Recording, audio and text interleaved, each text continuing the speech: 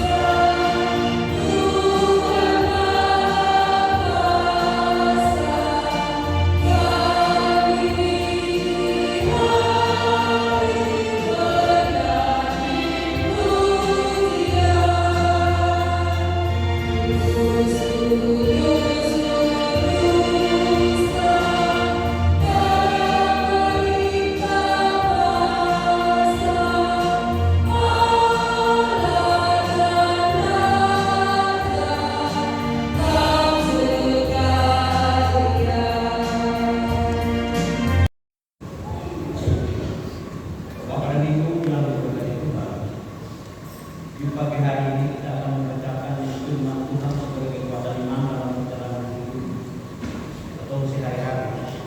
Untuk itu, bacaan kita bisa pagi hari ini dan ambil di dalam Alkitab Perjanjian Lama. Yang Mika pada pasalnya yang keempat, kita baca dari ayat yang pertama juga berakhir pada ayat yang kelima. Namun sebelum mari kita berdoa atas pimpinan pagi hari. Mari. Ya Bapa, layakan dan mampukanlah kami untuk menerima sabda. Amin.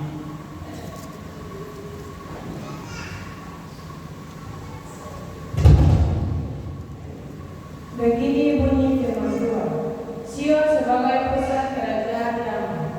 Akan terjadi pada hari-hari yang terakhir, gunung rumah Tuhan akan berdiri tegak mengatasi gunung-gunung dan menjulang tinggi di atas bukit-bukit. Bangsa-bangsa akan berduyun-duyun ke sana dan banyak suku bangsa akan pergi serta berkata,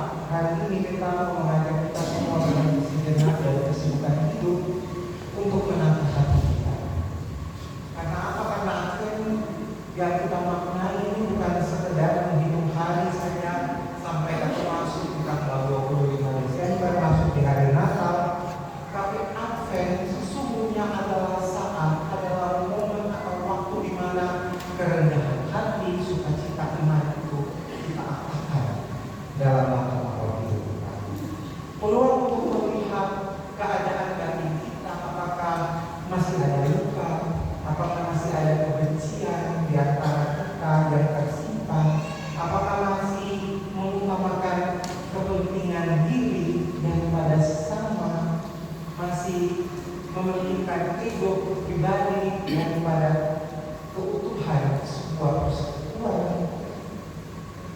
Kasih yang Tuhan kerjakan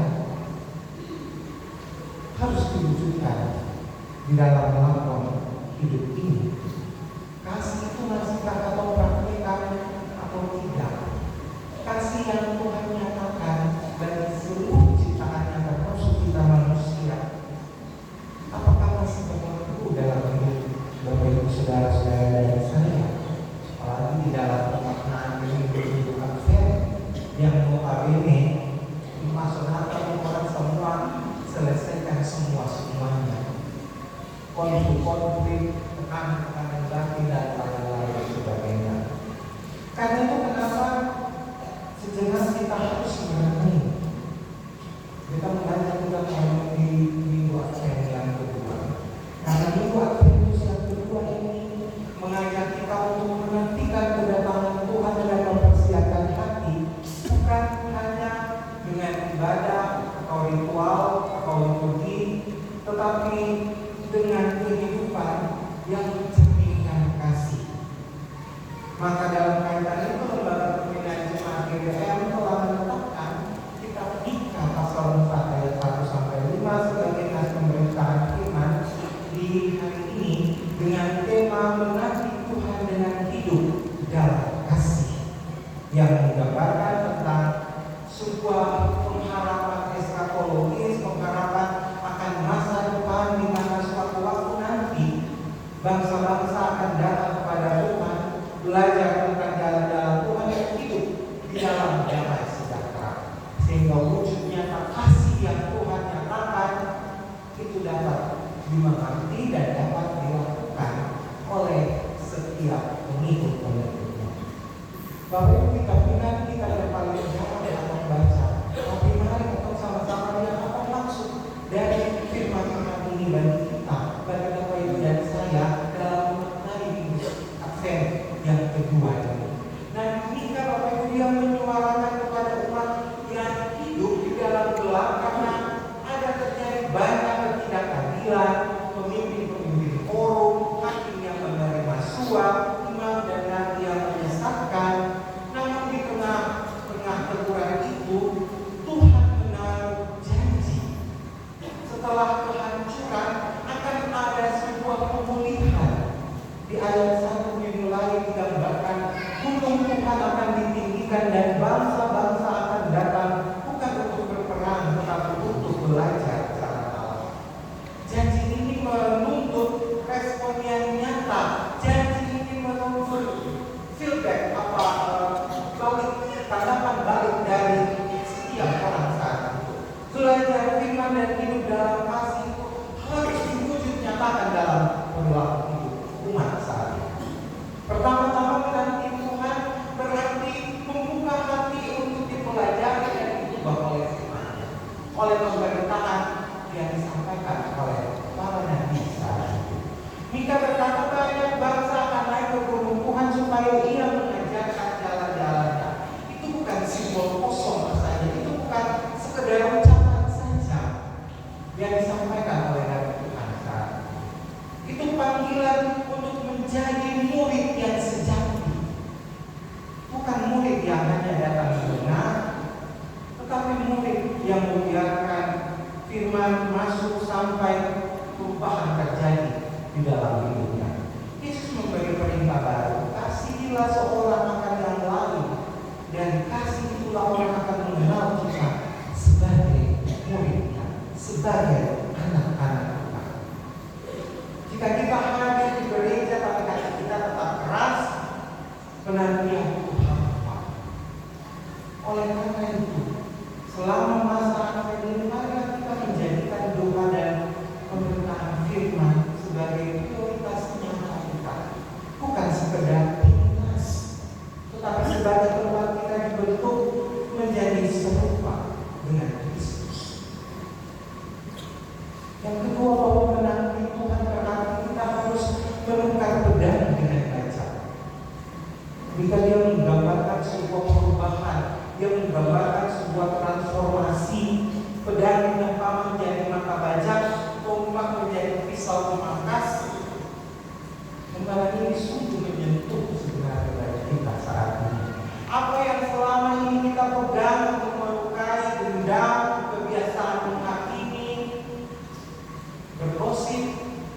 Egoisme dapat ditempa menjadi alat yang berguna untuk menumbangkan hidup orang lain. Tuhan tidak hanya meminta kita berhenti untuk berbuat jahat, untuk melukai sesama. Dia mengundang kita untuk aktif melakukan yang baik. Dan proses ini bukan sebuah yang instan, perubahan yang cepat, tetapi proses dimulai dari hal-hal kecil, misalnya satu kata maaf, satu kunjungan kepedulian kepada orang yang sedih, satu tindakan yang menolong kepada orang yang membutuhkan. Semua itu adalah proses untuk menjemput damai sejahtera. Yakobus dia mengingatkan kita bahwa iman tanpa perbuatan adalah mati. Iman kita mesti berbuat menjadi perbuatan yang benar, dan itu dimulai dari hal-hal kecil di dalam hidup kita. Yang ketiga, bahwa menanti Tuhan menuntut kesetiaan langkah demi langkah. Di ayat 5 bacaan kita ini disampaikan, kita akan berjalan demi nama Tuhan Allah kita, meskipun bangsa-bangsa lain berjalan menurut Allah mereka sendiri. Dunia menawarkan banyak Allah ilah-ilah lain. Ada uang, ada popularitas, teknologi, perkembangannya, kepentingan-kepentingan pribadi yang mungkin mudah menggoyahkan iman kita. Kesetiaan itu bukan soal satu hari yang heroik saja. Dia teruji pada pilihan kecil setiap hari. Memilih berkata jujur ketika berbohong itu mudah untuk dilakukan. Memilih menolong ketika ego memanggil untuk diam. Memilih berbagi ketika kerakusan memanggil untuk menimbun. Nabi Mika sangat menegaskan panggilan praktis, berlaku adil, mengasihi, kesetiaan, dan hidup merendah di hadapan Allah. Kesetiaan adalah jalan menunggu Tuhan dengan penuh harap dan tanggung jawab. Advent juga menyentuh aspek pemulihan sosial. Ketika kasih Tuhan berkuasa, alat perang bisa menjadi sarana untuk kehidupan bersama, sebagai alat belajar misalnya, untuk menanam, pisau pemangkas, untuk merawat kebun, dan lain-lain. Bukan dipakai untuk membunuh, bukan dipakai untuk berperang melawan sesama saudara. Kurang waktu ini ada di sekitar kita yang mungkin saja menginginkan. Sekolah kita tidak tepat dalam hal-hal yang Yesus melakukan untuk sebuah mengklasifikasi prioritas hidup kita sebagai tapi dia akan mengatakan atas sama oleh kegagalannya yang hasilnya semakin dan masa-masa. Sekarang mari kita lihat bagaimana firman ini menjadi praktik yang konkret dalam kehidupan kita selaku anak-anak Tuhan. Pertama, mulai dari rumah tangga, dari lembaga yang paling kecil di dalam masyarakat. Jadikan meja makan misalnya sebagai tempat untuk bersyukur, bukan pertikaian di dalam rumah tangga. Jadikan kamar tidur sebagai tempat rekonsiliasi ketika ada perdebatan, ketika ada kekacauan yang terjadi dalam rumah tangga. Bukan lembaran amarah yang harus tersimpan seterusnya. Satu doa singkat bersama keluarga, satu pengakuan yang salah ketika melakukan kesalahan, satu kata maaf dapat mengubah suasana rumah, suasana kekeluargaan keluarga kita menjadi harmonis. Tapi juga di sekitar kita adakah tetangga-tetangga mungkin yang sepi, janda yang butuh bantuan, anak yang butuh sekolah. Pilih salah satu tindakan yang paling sederhana. Itu wujud konkret penantian kita dengan mengaplikasikan kasih Tuhan itu dalam keluarga dan dalam persekutuan. Biasakan fokus pada petunjuk di mana orang saling menolong, orang saling menegur, orang saling mengasihi, setiap orang saling memperhatikan, mempedulikan satu dengan yang lain.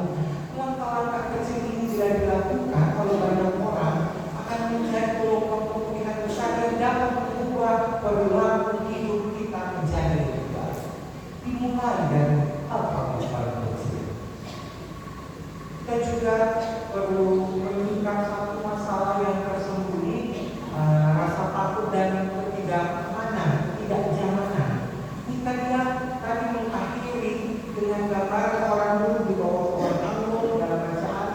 Dia menggambarkan orang dulu di bawah pohon anggur dan pohon ara tanpa mentah. Itu merupakan simbol dari ketenangan dan kecukupan. Ketentraman jiwa seperti itu bukan datang karena situasi yang sempurna, situasi yang aman-aman saja yang akan jalan dalam keadaan itu, melainkan karena kehadiran Allah yang memegang hidup kita, kehadiran Allah yang menuntut menikmati kita selaku pengikut-pengikutnya. Banyak dari kita mungkin membawa luka yang dalam, perselisihan yang lama, pahitnya perlakuan, kehilangan mata pencaharian, atau putus harapan. Jangan biarkan luka itu menjadi batu sandungan untuk menutup jalan bagi sebuah pertobatan. Pertobatan sering dimulai dengan tindakan yang paling kecil. Meminta maaf, memberikan hak dari nafas, mengakui kesalahan di hadapan saudara. Langkah pertama adalah pengakuan. Langkah selanjutnya adalah tindakan pemulihan. Tuhan tidak menuntut kesempurnaan sebelum memberi, tapi Dia menginginkan kerelaan untuk berbalik dan membenahi apa yang salah. Saya juga mengingatkan kita semua, Bapak Ibu, saudara-saudara dan saya, untuk tidak menutup diri dari mereka yang jauh dari kita. Mika menyebut bangsa-bangsa yang datang belajar. Panggilan gereja itu bukan inklusif, melainkan bukan eksklusif, melainkan inklusif. Menjadi gereja yang teguh berarti membuka pintu bagi yang terbuka, bagi yang berbeda, bagi yang miskin, memberi tempat dan mendengarkan apa yang mereka sampaikan. Dan ketika gereja, kita sebagai gereja yang hidup bersikap demikian, yang menjadi cahaya di tengah kegelapan. Bukan karena propaganda, tapi karena tindakan kasih yang nyata, tanggung jawab kita dalam masyarakat. Kita menjadi rumah yang menerima, bukan menilai. Kita tidak menjalani ini sendirian, tapi ada banyak saudara-saudara kita yang Tuhan yang turut saling menopang. Ada banyak komunitas gereja yang saling mendukung. Dan ketika komunitas bertumbuh seperti ini, dan ketika yang memberikan kita, dari senjata menjadi alat pangan, dari permusuhan menjadi meja bersama, dari kesepian menjadi keluarga yang saling menopang. Itulah tanda bahwa kita sungguh-sungguh menanti Tuhan dengan hidup dalam kasih. Bapak Ibu saudara-saudara jemaat yang Tuhan Yesus kasih, sebagai umat Tuhan yang sedang menantikan kedatangan Tuhan ini, marilah kita kembali memperkuat komitmen iman kita, sebagaimana yang juga menjadi komitmen umat Tuhan di segala bangsa, bahwa kita akan berjalan demi nama Tuhan Allah kita untuk selamanya dan seterusnya, supaya dunia melihat hidup kita bahwa kita sungguh menantikan Tuhan, bukan dalam diam, tapi dengan tindakan dan perbuatan kasih yang nyata. Selamat memaknai Minggu Adventus yang kedua. Tuhan Yesus memberkati kita sekalian. Amin.